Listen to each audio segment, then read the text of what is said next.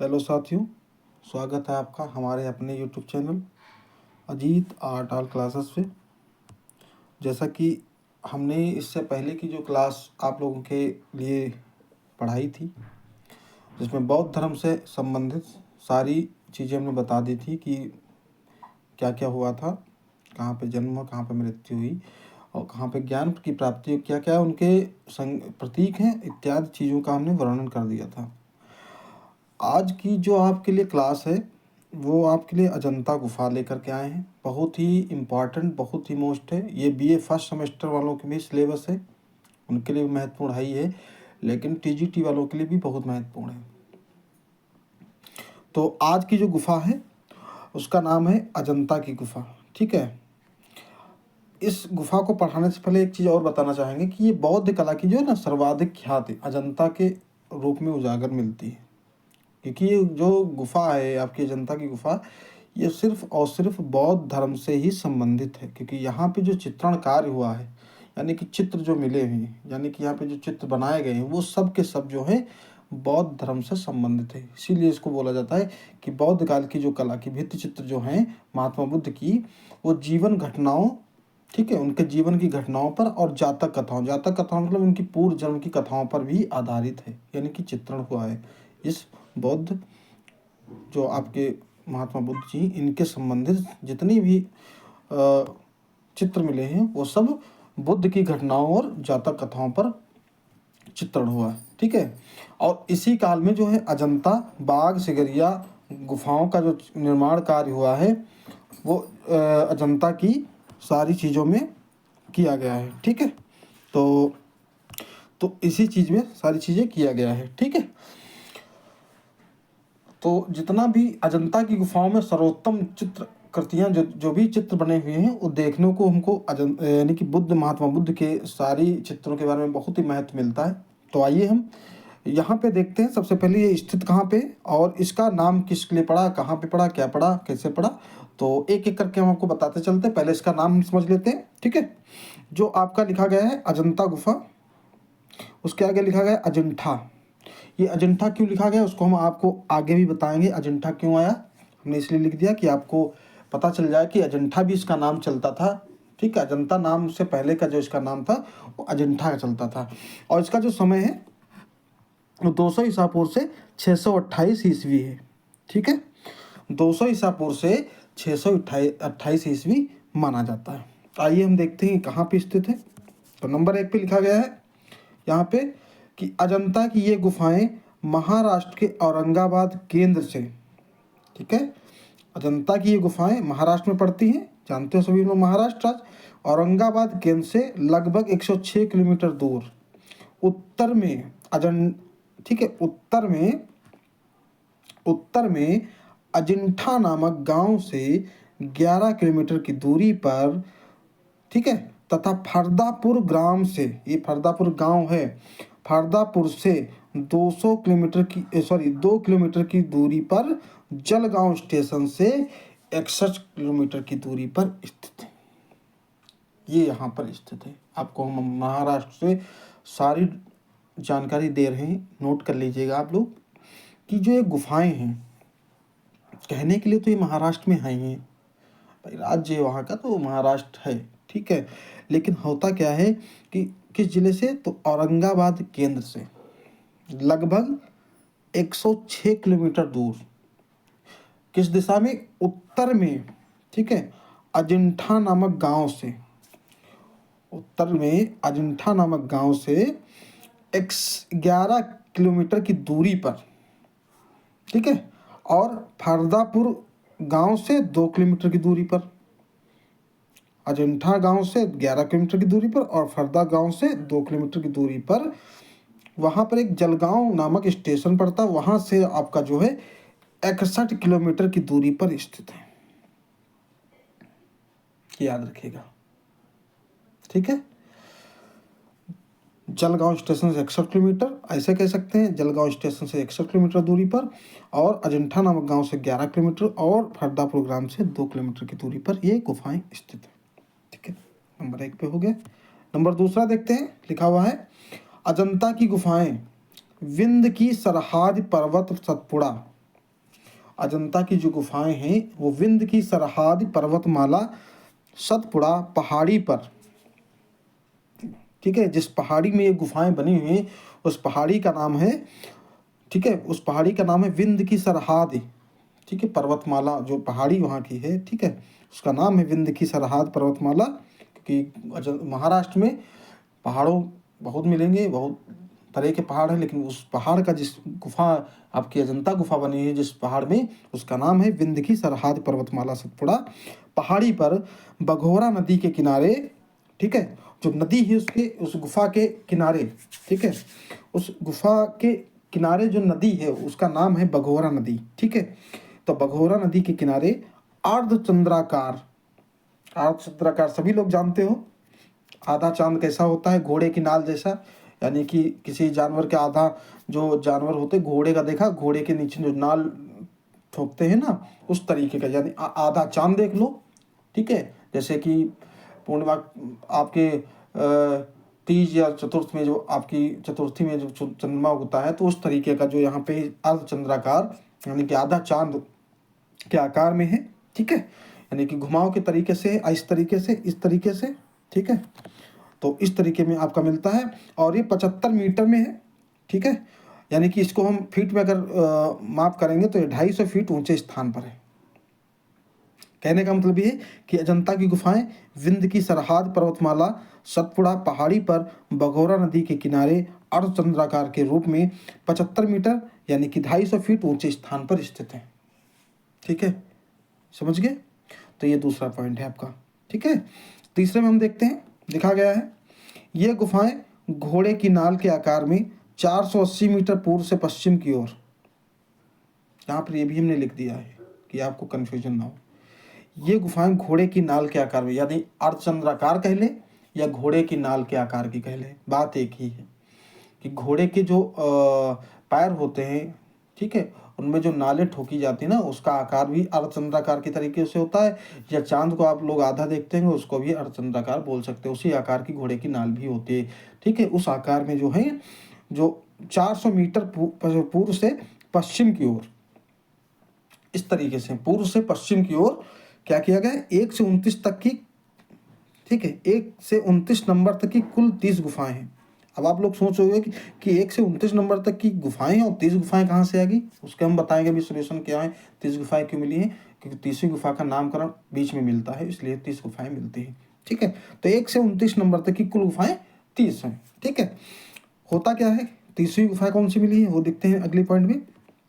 गुफा संख्या 14 व 15 के बीच में एक गुफा संख्या 15 नाम से जानी जाती है। अभी ये नई में बहुत ही हाल में, जल्दी से, ज़्यादा दिन नहीं हुए, बहुत ही 10 साल पहले की बात है कि यहाँ जो 14 और 15 के बीच में एक गुफा खोजी गई जिसका नाम 15A के नाम से रखा गया है। उसको हम किसी गुफा की संख्या से नहीं जोड़ सकते हैं, उसका 15A नाम रखा गया है, जिसके हमने बताया 15 एक गुफा संख्या वहाँ पे थी, लेकिन उसको 15A कर दिया गया, इसलिए वहाँ पे गुफा जो संख्या है वो एक बढ़ गई है, ठीक है।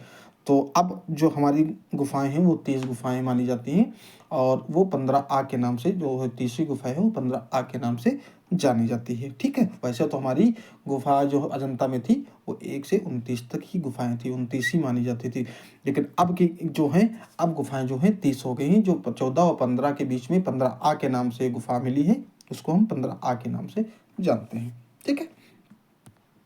आगे हम देखते हैं, लिखा गया है यहाँ पे, ठीक है, हमने हेडिंग डाली, इन गुफाओं का निर्माण 2 रूपों में मिलता है। निर्माण जो हुआ है इन गुफाओं का, जैसे कि बौद्ध अनुयायी जो थे, हमने बताया था, बौद्ध अनुयायी जो जब हमारे बुद्ध जी, महात्मा बुद्ध जी, जो उनकी मृत्यु के उपरांत क्या हुआ था कि यहाँ पे बौद्ध धर्म को 2 भागों में बांटा गया था। हमने इससे पहले आपको समझाया था पिछली वाली क्लास भाग 2 में, यानी कि बौद्ध धर्म में, कि 2 भागों में बटा था, एक हीनयान एक महायान में, ठीक है। तो उनके अंतर्गत लोगों का मानना अलग अलग था। तो अब ऐसा नहीं कि बौद्ध धर्म से जो अनुयायी थे वो रहते नहीं थे, तो यहाँ पे सब लोग रहते थे, ठीक है। तो आइए देखते हैं इसमें कौन कौन सी किस प्रकार की गुफाएं मिली। तो गुफाओं का जो निर्माण काल हुआ है वो 2 भागों में हुआ। नंबर 1 में चैत्य, दूसरा बिहार, ठीक है। नंबर 1 चैत्य और दूसरा बिहार। जो चैत्य होता था ना, वो आगे हम लिख दिए हैं यहाँ पे। चैत्य जो गुफा होती है, ठीक है, चैत्य उसको बोलते हैं जिसमें पूजा या उपासना का स्थान होता था, ठीक है।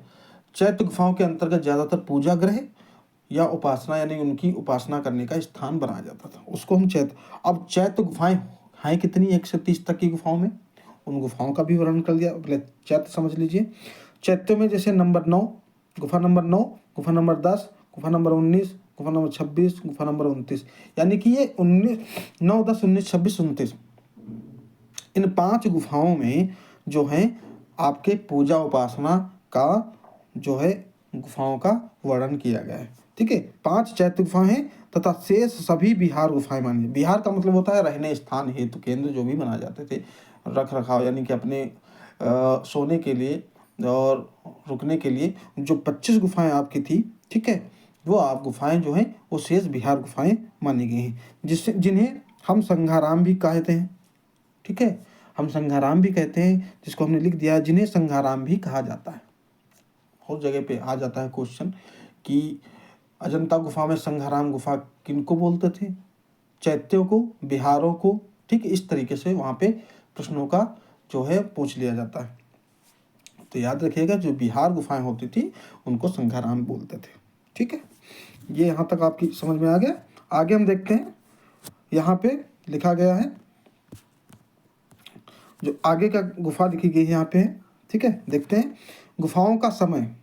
अब हम गुफाओं का समय बता देते हैं, ठीक है।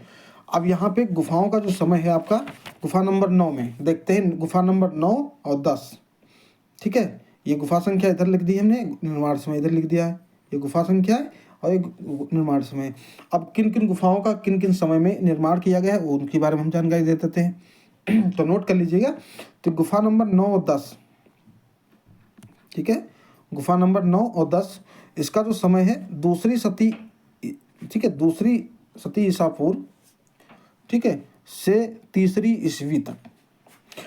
एक बात और बताना चाहेंगे आप लोगों को कि जो ये शताब्दी और सती लिखा होता है, ये तब लिखा जाता है जब हमें किसी भी समय का सही ज्ञान नहीं होता है, क्योंकि एक शताब्दी लिखने के लिए तो आपका 99 साल होता है और अगर समझने के लिए तो 100 साल होता है। जैसा कि मान लिया कि किसी भी समय में दूसरी सती ईसा पूर्व लिखा गया है तो 1 से, ठीक है, आपका अब 100 से लगा करके 199 तक कहीं ना कहीं समय हुआ होगा, उस बीच में ये गुफा का निर्माण किया गया। अब सही ज्ञान उस समय कोई वहाँ पे बताने नहीं आ रहा कि 200 ईसा पूर्व पहले का कोई इंसान नहीं बताने आएगा, इसलिए वहाँ का सभी सही ज्ञान नहीं होता है, तो उसमें शताब्दी या सती लिख लिया जाता है, ठीक है। तो इसलिए यहाँ पे 9 और 10 जो आपका गुफा संख्या का समय है वो दूसरी सती ईसा पूर्व से तीसरी सती ईस्वी माना जाता है, ठीक है। आगे हम देखते हैं गुफा संख्या 16 और 17 में इसका समय क्या था, तो इसका समय 350 ईस्वी से 500 ईस्वी माना जाता है। 350 ईस्वी से 500 ईस्वी के बीच में इसका निर्माण कार्य हुआ है, ठीक है। अगला हम देखते हैं, तीसरे नंबर पे लिखा गया है 10 और 17, ठीक है। यहाँ पे एक चीज़ और लिखना भूल गए, यहाँ पे जो 17 के जो हैं ये खंभे हैं, ठीक है।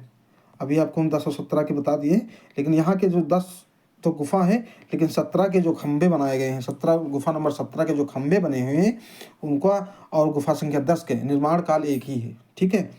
16-17 जो गुफा आपकी है उसका समय जो आपको मैंने बताया भी 350 से 500 ईस्वी माना जाता है, लेकिन होता क्या है, गुफा संख्या जब 10 का निर्माण कार्य हो रहा था उस समय गुफा नंबर 17 के खंभों का भी निर्माण कार्य होता है, इसलिए यहाँ पे लिखा गया है कि गुफा संख्या 10 कामा 17 के खंभे, ठीक है, का जो निर्माण कार्य है वो आपका है 475 से 500 ईस्वी, ठीक है, ये याद रखिएगा, ठीक है। आगे हम देखते हैं, आगे लिखा गया है यहाँ पे चौथे नंबर पे लिखा गया है 1 व 2, ठीक है, गुफा संख्या 1 व 2, ठीक, इसका जो समय था वो 500 से 628 ईस्वी माना जाता है। इन जो 1 व 2 गुफाएं जो हमारी हैं गुफा संख्या में, उसका जो समय है 500 से 628 ईस्वी माना जाता है, ठीक। ये 4 नंबर तक तो बहुत ही महत्वपूर्ण गुफा संख्या का निर्माण कार्य है, ये पूछ भी ले जाते हैं प्रश्नों में, तो इनको नोट कर लीजिएगा या याद कर लीजिएगा। आगे जो आपका यहाँ पे शायद आप लोगों को दिख नहीं रहा होगा, लेकिन आप लोग नोट कर लीजिएगा, हम बता देते हैं। गुफा संख्या 13 है यहाँ पे, गुफा संख्या 13, 5वें नंबर पे गुफा संख्या 13 है, जिसका समय 200 ईसा पूर्व माना जाता है, जो प्रवर्ती काल की मानी जाती है। हालांकि ये बहुत मोस्ट नहीं है, आप लोग नोट करना चाहें तो नोट कर लीजिए, बाकी कोई जरूरी नहीं। गुफा संख्या 13 का जो समय है वो 200 ईसा पूर्व माना जाता है। यहाँ पे लिखा गया है 200 ईसा पूर्व माना जाता है। ब्रैकेट में लिख लीजिएगा, प्रवर्ती काल की ये गुफाओं का निर्माण कार्य स्टार्ट हुआ था। ठीक है, अब हम देखते हैं आगे प्रश्न पे क्या है अपना। तो अब जो आपका है बहुत ही मोस्ट है, इसको नोट करके रखिएगा। एक नंबर 1 पे हम देखते हैं अजंता का नामकरण। ठीक है, यहाँ पे अजंता का नामकरण दिया गया है। ठीक है, जो अजंता का नामकरण है किस नामों पे दिया गया अजंता नाम, तो उसके बारे में हम जानकारी आपको देते हैं, एक एक करके हम समझते हैं। ठीक है, तो नंबर 1 पे लिखा गया है अजंता का नामकरण महामयूरी नामक ग्रंथ में। सभी लोग जानते हो महामयूरी नामक ग्रंथ एक है। ठीक है, तो लिखा गया है महामयूरी नामक ग्रंथ में अजिंत्य, ठीक है, अजिंत्य नामक स्थान का संदर्भ आया। जो महामयूरी नामक ग्रंथ है उसमें अजिंतंजय, ठीक है, इसका नाम पूरा अगर कहते हैं तो अजिंतंजय नामक स्थान का संदर्भ आया है।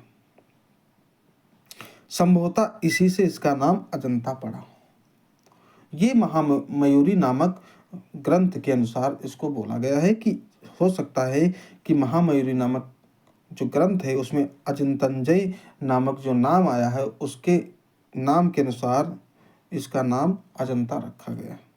ठीक है, दूसरा पॉइंट इसमें लिखा गया है अजंता की गुफाओं से कुछ किलोमीटर दूर अजिंठा नामक एक गांव है।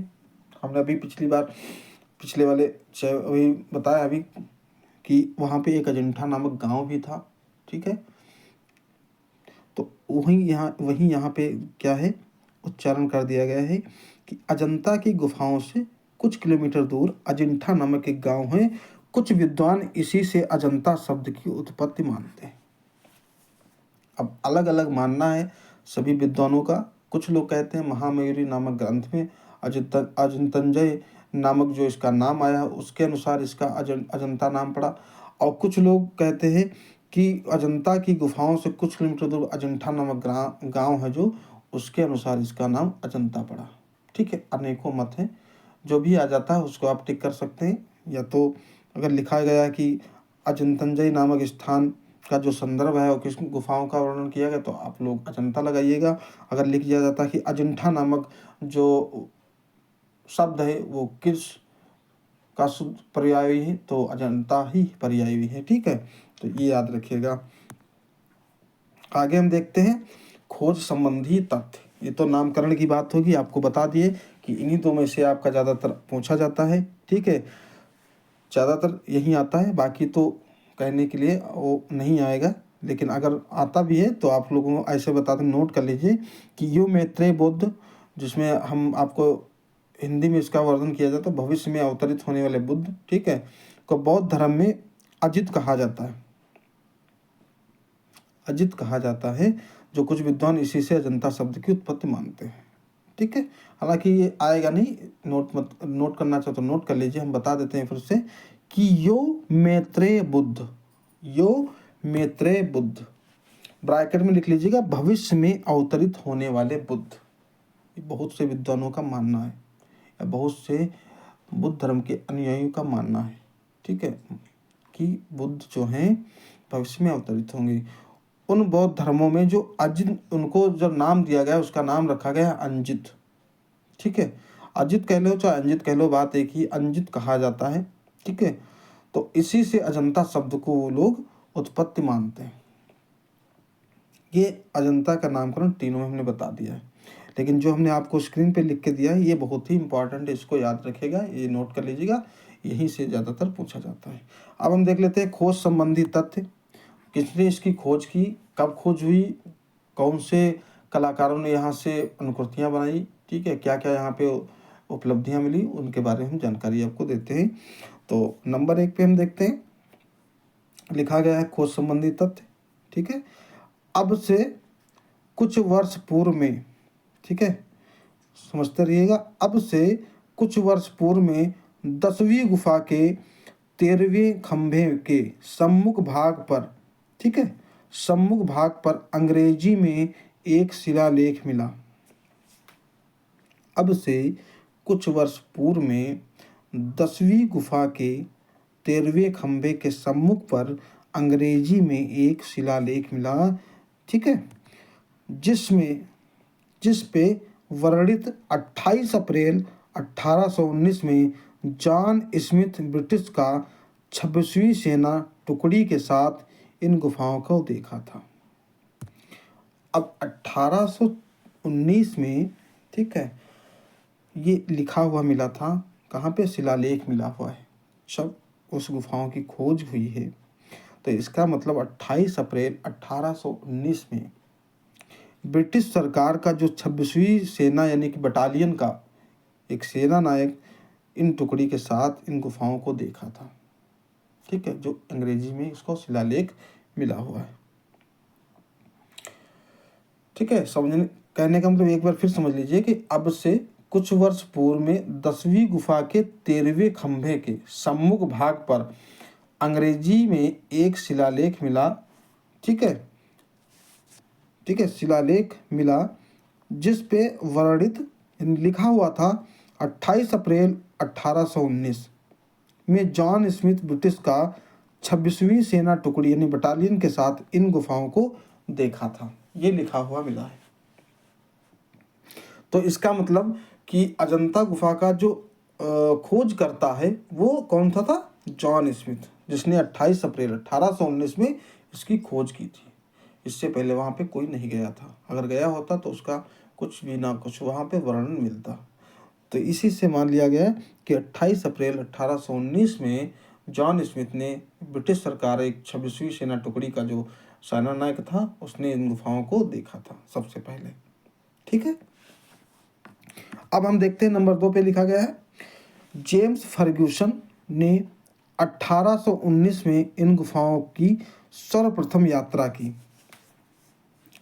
अब 28 अप्रैल 1819 में तो उन्होंने चलो खोज की, देखा होगा, लेकिन 1819 में शायद हो सकता सितंबर अक्टूबर नवंबर में जो भी गए हों समय में, उस समय क्या हुआ, जेम्स फर्ग्यूसन ने, अब 1819 अभी एक बात याद रखिएगा, जब तक देश आज़ाद नहीं हुआ था 1950 से 1948 के पहले पहले, ये एक बहुत इंपॉर्टेंट आप लोगों की पॉइंट है। इससे पहले कि जो भी कलाकार जो भी यहाँ की जो खोज करता है यानी कि जो भी यात्राएं जो लोग किए हैं वो सब के सब जो थे वो ब्रिटिश के ही लोग थे, क्योंकि उस समय जानते थे कि हमारा जो भारत था वो अंग्रेजों के अधीन था। तो जो भी वहाँ के राज जो भी चलता था वो सब अंग्रेजों के अधीन में ही चलता था। तो इतना याद रखिएगा कि अजंता में जब तक कि देश आज़ाद नहीं हुआ था, और ये ऐसी एक गुफा है जो अंग्रेजों के अधीन के बाद आने वाले देश के आज़ादी के बाद तक कि यहाँ तक लड़ाई होते हुए भी तब तक यहाँ संघर्ष चलता रहा था। लोग यहाँ पे जाते रहे आते रहे, लोगों ने यहाँ पे बहुत सारी चीज़ों का वर्णन भी किया, प्रकाशित भी कराई, बहुत सारी अनुकृतियाँ भी बनाया, हम आगे आपको बताते चलेंगे। लेकिन ये एक ऐसी गुफा है जहाँ पे पूरा आपको विस्तार पूर्वक सब कुछ जानकारी मिलती रहेगी कि कब यहाँ पे कौन कौन गया है, ठीक है। तो ये जेम्स फर्ग्यूसन जो थे 1819 में इन गुफाओं की सर्वप्रथम यात्रा की तथा खोज, ठीक है, तथा यहाँ पे आगे लिखा गया है तथा खोज के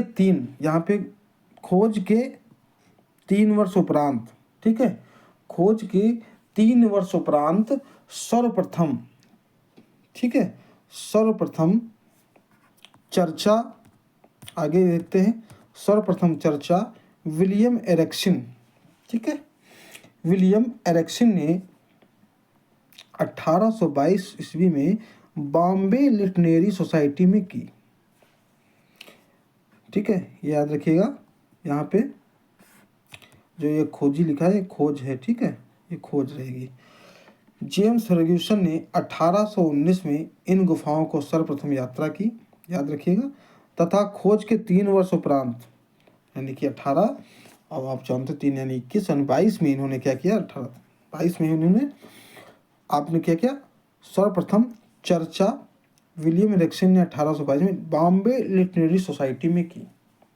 जो इस गुफाओं का वर्णन है, ठीक है, इन्होंने 1819 में इन्होंने तो पूरी यात्रा कर ली अजंता गुफा की, लेकिन हुआ क्या कि 3 साल बाद जब वहाँ से आए तब इन्होंने बॉम्बे लिटरेरी सोसाइटी में इन गुफाओं की चर्चा की थी।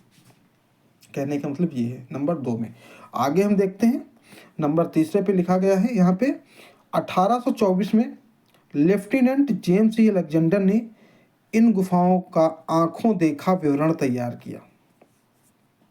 तैयार करके लंदन के transaction of royal society London में प्रकाशित कराया। अब 18 हालांकि 22 में क्या किया था, हमने बताया आपको कि जो जेम्स फर्ग्यूसन ने उन्होंने 1819 में इसकी पूरी यात्रा की, जिसका 3 वर्षों बाद आपने बॉम्बे लिटरेरी सोसाइटी में इसके बारे में चर्चा की, ठीक है। उसके बाद क्या हुआ कि 1824 में लेफ्टिनेंट जेम्स ई अलेक्जेंडर ने इन गुफाओं का जहाँ पे जाते हैं जैसे ठीक आंखों देखा विवरण, अब वहाँ पे गए और उसकी सारी चीज़ों का विवरण तैयार किया, ठीक है। तैयार करने के बाद जो है लंदन के ट्रांजैक्शन ऑफ रॉयल सोसाइटी, वहाँ की रॉयल सोसाइटी थी लंदन में, वहाँ पे जो है इसको प्रकाशित करा दिया, ठीक। अब हम नंबर 4 पे देखते हैं। नंबर 4 पे हम देखते हैं क्या लिखा गया है। यहाँ पे लिखा है 1845 ईस्वी में जेम्स फर्ग्यूसन ने इसका विवरण royal Asiatic society of great Britain, ठीक है, 1845 ईस्वी में जेम्स फर्ग्यूसन ने इसका विवरण royal Asiatic society of great Britain में प्रकाशित कराया। ये बहुत ही महत्वपूर्ण आपके लिए पॉइंट। 1845 ईस्वी में जेम्स फर्ग्यूसन ने इसका विवरण, जो पूरा का पूरा विवरण है वहाँ का, ठीक, वो का पूरा विवरण जो है royal Asiatic society of great Britain, वहाँ पर इन्होंने इसको प्रकाशित करा दिया। मतलब कहने का मतलब ये है कि सारी की जो चित्रण और वहाँ की जो लोकेशन यानी कि वहाँ का क्षेत्र कहाँ पे कहाँ है, कैसी गुफाएं हैं, उनका सारा विवरण जो है 1845 में इन्होंने royal Asiatic society of great Britain में प्रकाशित करा दिया।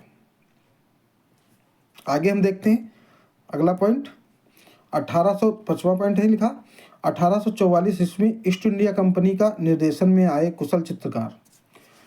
उस समय क्या था कि ईस्ट इंडिया कंपनी का जो गठन हो गया था उसके अंतर्गत आए हुए कुशल चित्रकार जैसे कि रॉबर्ट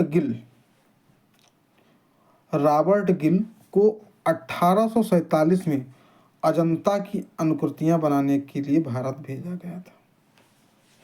देखिए अभी तक तो हमने आपको बताया कि यहाँ का आंखों देखा विवरण और इसका विवरण royal Asiatic society great of Britain में प्रकाशित करा। अभी तक जितने भी लोग गए 1844 के पहले के जितने भी लोग गए 43-45, हालांकि 44 में आ जाता है, ठीक है, जितने भी लोग गए उन्होंने वहाँ का केवल आंखों देखा विवरण ही तैयार किया। जैसे अजंता कहाँ पे, कितनी गुफाएं हैं, कैसे क्या है, कहाँ पे घने जंगल में है, कैसे कौन सी नदी, वो सारा का सारा जो विवरण वो तैयार करके लेकर के आए। लेकिन अब 1844 ईस्वी में ईस्ट इंडिया कंपनी के निर्देशन में आए कुशल चित्रकार, अब ईस्ट इंडिया कंपनी के द्वारा भेजे गए कुशल चित्रकार जो थे उस समय 1844 में, उनका नाम था रॉबर्ट गिल। ये याद रखिएगा, ये पूछ लिया जाता है कि सर्वप्रथम अजंता गुफा की जो अनुकृतियां जो बनाई थी उनका क्या नाम था, तो वो रॉबर्ट गिल ही थे जिन्होंने सर्वप्रथम वहाँ की अनुकृतियों का मतलब होता है कि जेरॉक्स कॉपी, जैसा कि वहाँ पे जो अजंताओं की गुफाओं के अंतर्गत जो चित्र बने थे उनको सेम टू सेम अपनी ही पुस्तक पे उतार देना, उसी तरीके का रंग लगा देना, उसी तरीके का चित्रण कर देना, उसको हम लोग अनुकृतियां बोलते हैं। तो सबसे पहले के जो चित्रकार थे उनका नाम था रॉबर्ट गिल, ठीक है। उन्होंने 1847 में अजंता की अनुकृतियां बनाने के लिए भारत भेजा गया। ये 1844 में ईस्ट इंडिया कंपनी के निर्देशन में हुआ था, ठीक है।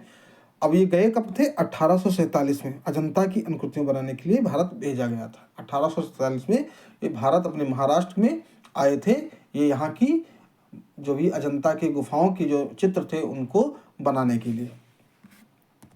आगे हम देखते हैं नंबर, अगला पॉइंट हमारा क्या है, अगला पॉइंट लिखा गया है 1857 तक इन्होंने, ठीक है, नोट कर लीजिएगा, यहाँ पे नहीं लगेंगे टिक, यहाँ पे तो लगा है 1857 तक इन्होंने 30 चित्र तथा कुछ रेखा चित्र भी बनाए। अब ये सोच लीजिए 47 में आए थे और 57 तक 30 चित्र 10 सालों के अंदर, यानी कि 10 सालों में इन्होंने क्या किया था कि 30 चित्र तथा कुछ रेखा चित्र भी बनाए, ठीक है, जो जा करके कहाँ ले गए, इतना 10 साल में इन्होंने विवरण तैयार किया चित्रों का, ठीक है। अब इन्होंने कहाँ गए, तो जो सिटी होम के क्रिस्टी पैलेस में प्रदर्शित कराए गए, इन्होंने खुद प्रदर्शित किए। अब ये सिटी होम क्रिस्टी पैलेस में इन्होंने 1857 तक इन्होंने 30 चित्र जरूर बनाए, जो रेखा चित्र भी बने। रेखा चित्र का मतलब ये होता है जिसमें कलर का यूज ना किया गया, सिर्फ और सिर्फ जिसको हम आज के डेट में वर्तमान समय में हम बोल सकते हैं स्केचिंग, ठीक है। उन चित्रों को भी सिटी होम के क्रिस्टी पैलेस में इन्होंने प्रदर्शित किए, ठीक है, ये याद रखिएगा। अब आगे हम देखते हैं अगला पॉइंट जो लिखा गया है। अगला पॉइंट लिखा गया है 1866 में भीषण आग लगने के कारण 25 चित्र, जो आपके देखो मान के हमने बताया था कि अभी जो 1857 में इन्होंने 30 चित्र तैयार किए थे, अभी क्रिस्टी सिटी होम के क्रिस्टी पैलेस में प्रदर्शित कराए जरूर थे, लेकिन होता क्या है कि जब किसी ईस्ट इंडिया कंपनी के अंतर्गत भी भेजा जाता है तो वहाँ के जो भी चित्र होते थे उसको जमा कर लिए जाते थे, ठीक है। उस समय इनके जो चित्र थे वो जमा कर लिए गए थे, इसीलिए क्या हुआ था कि 1866 में भीषण आग लगने के कारण 25 चित्र नष्ट हो गए थे, यानी कि जल गए थे, ठीक है, जिसमें केवल 5 ही चित्र यानी कि 5 ही अनुकृतियां बची थी, ठीक है। ये भी इनग्रेविंग प्रिंट थी, ठीक है, इनग्रेविंग प्रिंट ही सुरक्षित बचे, जिन्हें मिसेज पियट की एशियंट इंडिया नामक पुस्तक में प्रकाशित किया गया था। जो 5 जो चित्र थे आप लोग नोट कर लीजिएगा, हमने नोट नहीं इसमें किया है, ठीक है, इतना आप लोगों को जरूरी, बाकी आप लोग नोट करना चाहें तो हम बता देते हैं।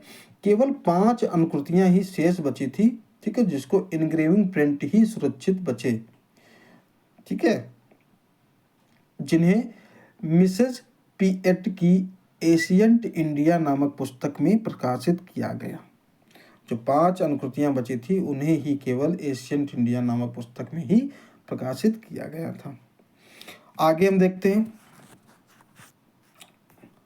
आगे हम लिखा हुआ है आपका अगला पॉइंट, ठीक है, 8वां पॉइंट देखते हैं 1872 से 1876, ठीक है, के मध्य sir J school of art, ये आपके मुंबई में पड़ता है, sir J school of art Mumbai में पड़ता है, ठीक है, के प्राचार्य जॉन ग्रिफ्थ ने अजंता की सुंदर प्रतिलिपियां बनाई, ठीक है। जो जे स्कूल ऑफ आर्ट है ये आपको मुंबई में पड़ता है। 1872 से 76 के sir J school of art Mumbai के प्राचार्य जो उस समय थे जॉन ग्रिफ्थ, उन्होंने अजंता की भी सुंदर प्रतिलिपियां बनाई, ठीक है, कि वहीं के पोस्टिंग थी, मुंबई में ही थे, तो महाराष्ट्र वहाँ से ज़्यादा दूर नहीं था, तो इन्होंने 1872 के और 76 के बीच में कि 4 सालों के अंतराल में इन्होंने बहुत सारी अनुकृतियाँ बनाई, ठीक है। अगला पॉइंट हम देखते हैं 9 नंबर का लिखा गया है 1874 में इंडियन एंटीक्यूरी नामक शोध पत्रिका में जेम्स बर्गेस, ठीक है, 1874 में इंडियन एंटीक्यूरी नामक शोध पत्रिका में जेम्स बर्गेस का रॉक टेम्पल्स ऑफ अजंता लेख प्रकाशित हुआ। ये यहाँ पे नोट कर लीजिएगा कि जो 1874 में इंडियन एंटीक्यूरी नामक शोध पत्रिका में, ये एक पत्रिका थी रिसर्च वाली, ठीक है, जिसमें जेम्स बर्गेस का एक रॉक टेम्पल्स नामक अजंता लिखा हुआ लेख प्रकाशित हुआ था, ठीक है। तो यहाँ तक 9वां पॉइंट है। अगला हम देखते हैं पॉइंट, अगला पॉइंट लिखा गया है पे 10 नंबर पे देखते हैं, लिखा गया है 1909 1911, ठीक है, 1909 1911 के मध्य 1909 1911 के मध्य लेडी हरिंघम की अध्यक्षता में सैयद अहमद, मोहम्मद फजलुद्दीन, कामा नंदलाल बसु, असित कुमार हलदार, समरेंद्र नाथ गुप्त, ठीक है, के वेंकटप्पा, ठीक है, और लार्चर ल्यूक जैसे बहुत सारे कलाकार थे, ठीक है। लेकिन इनमें बहुत मोस्ट आपके आधुनिक कलाकार हैं, आपके तरुण जैसे भारतीय कलाकार ये माने गए हैं, को आधुनिक में रख सकते हैं। ये 1909-1911 के मध्य लेडी हरिंघम की अध्यक्षता में, जो उस समय लेडी हरिंघम थी उनकी अध्यक्षता में इनको भेजा गया था कि जाइए वहाँ की अनुकृतियाँ बनाइए। तो उसमें किसको किसको भेजा गया था? तो सैयद अहमद गए थे, मोहम्मद फजरुद्दीन गए थे, नंदलाल बसु गए थे, अच्युत कुमार हलदार को भेजा गया था, समरेंद्रनाथ गुप्त और के वेंकटप्पा और इत्यादि 2-3 और कलाकार भी हैं जिनको इम्पोर्टेंट नहीं समझ करके हम इनको बता रहे हैं, ठीक है। जैसे तरुण कलाकारों ने अजंता के भित्ति चित्रों यानी कि चित्रों की अनुकृतियाँ तैयार की या तैयार कराई, जो भी है, ठीक है। ये इतने कलाकार जो थे, इन लोगों ने 1909-1911 के मध्य में भारतीय कलाकार जो थे अजंता की चित्रों की अनुकृतियाँ तैयार कराई। ये याद रखिएगा। हमने इससे पहले आपको बताया था कि वे रॉबर्ट गिल जो थे वो आपके भैया वो ईस्ट इंडिया कंपनी के द्वारा भेजे गए थे, ठीक है। अब जो थे वो लेडी हरिंघम की अध्यक्षता में भारतीय कलाकार भेजे गए थे वहाँ की अनुकृतियाँ बनाने के लिए। वो 1909-1911 के मध्य में भेजे गए थे, ठीक है। ये पॉइंट बहुत ही मोस्ट याद कर लिए। अगला पॉइंट हम देखते हैं, लिखा गया है 11 नंबर पे, सन 1915 में लंदन से, ठीक है, लंदन से पुस्तक के रूप में प्रकाशित पुस्तक, ये एक पुस्तक हमारी 1915 में लंदन से पुस्तक के रूप में प्रकाशित पुस्तक अजंता फ्रेस्कोज के नाम से जानी जाती है। ये लंदन से 1915 में प्रकाशित की गई थी जिसका नाम था अजंता फ्रेस्कोज, ठीक है। आगे वाला पॉइंट हम देखते हैं, लिखा गया है यहाँ पे लिखा गया है 1912 पे, 12 नंबर पे देखते हैं। ये लिखा गया है हैदराबाद राज्य, अब हैदराबाद सभी लोग जानते हो, ठीक है। हैदराबाद राज्य के पुरातत्व विभाग के निर्देशक जो थे इनका नाम था गुलाम यजदानी। ये बहुत याद रखना, जो हैदराबाद राज्य के पुरातत्व विभाग के जो निर्देशक थे उनका नाम था गुलाम यजदानी ने रंगीन अनुकृतियाँ, इससे कि पहले जितने भी आपके चित्रण कार्य हुआ है वहाँ की जो भी लोग इन कृतियाँ बनाई वो सब कैसे थे? Black and white. जिस तरीके से आज की डेट में आपके वर्तमान समय में आपको टेलीविज़न, टीएफटी इत्यादि जो आधुनिक सामग्रियों में आपको रंगीन चित्रण मिलता है उस तरीके से नहीं था। आज से काफ़ी सालों पहले हमारी जो पिक्चर क्वालिटी थी जो वो ब्लैक एंड वाइट में चलती थी। तो उस तरीके का ये भी था कि इससे कि पहले जो हमने बताया कि 1915 तक जो भी काम हुआ वो सब ब्लैक एंड वाइट में ही काम हुआ था, ठीक है। लेकिन हैदराबाद राज्य के पुरातत्व विभाग के निर्देशक में जो गुलाम यजदानी, ठीक है, इन्होंने रंगीन अनुकृतियाँ रंगीन कलर में यानी कि जैसा कि चित्र वहाँ पे भरे गए थे उन कलरों में इन्होंने क्रमशः लिखा हुआ है, आगे हमने लिख दिया रंगीन अनुकृतियाँ क्रमशः 1930, 1933, 1946 तथा 1955 में प्रकाशित कराया। एक पहले कलाकार थे पुरातत्व विभाग के निर्देशक जो थे गुलाम यजदानी ने सर्वप्रथम जो है रंगीन अनुकृतियाँ कब तैयार की? तो क्रमशः 1930, 1933, 1946, 1955 में प्रकाशित कराया, ठीक है। इन्हें यहाँ तक तो इन्होंने, अब ये सबसे सर्वप्रथम थे जिन्होंने अजंता की अनुकृतियों को रंगीन, हाँ इससे पहले बनाया बहुत लोगों ने, वो बनाया स्केचिंग यानी कि ब्लैक एंड वाइट में, लेकिन अब इन्होंने रंगीन में अनुकृतियाँ प्रस्तुत की, ठीक है। आगे हम देखते हैं, लिखा गया है नंबर 13 पे, 1951 में अजंता को राष्ट्रीय स्मारक घोषित कर दिया गया, ठीक है। 1951 में, अब यहाँ पे आपका समझ सकते हैं 1951 के पहले क्या 1948 में, 1947 के समथिंग, आप 47 में देश आज़ादी हो गया था और 1948 समथिंग यहाँ पे सारी चीज़ सुव्यवस्थित हो गई थी 1949 तक समथिंग, ठीक है। क्योंकि 49 में ही धीरे धीरे सब कुछ संवैधानिक रूप से प्रचलन होने लगा था, इसलिए 1951 में अजंता जो धरोहर थी उसको इस राष्ट्रीय स्मारक घोषित कर दिया गया, ठीक है। अब आगे का पॉइंट हम देखते हैं, लिखा गया 14 नंबर पे, 1953 में भारतीय पुरातत्व सर्वेक्षण ने इसके रख रखाव की जिम्मेदारी अपने हाथों में ले ली, ठीक है। 1953 में भारतीय अब उस समय अंग्रेजों का शासनकाल खत्म हो गया था, इसलिए यहाँ पे लिखा गया है कि 1953 में भारतीय पुरातत्व सर्वेक्षण ने इसके रख रखाव की जिम्मेदारी अपने हाथों में ले ली, कि यहाँ पे जो भी टूटेगा फूटेगा इत्यादि जो भी इसका हमारे यहाँ की ये धरोहर है, तो इसको जो भी विदेश से जो भी लोग आएंगे इसकी यहाँ पे सुरक्षा और रख रखाव की जो जिम्मेदारी है वो भारतीय पुरातत्व सर्वेक्षण ने अपने हाथों में ले लिया 1953 में। ठीक,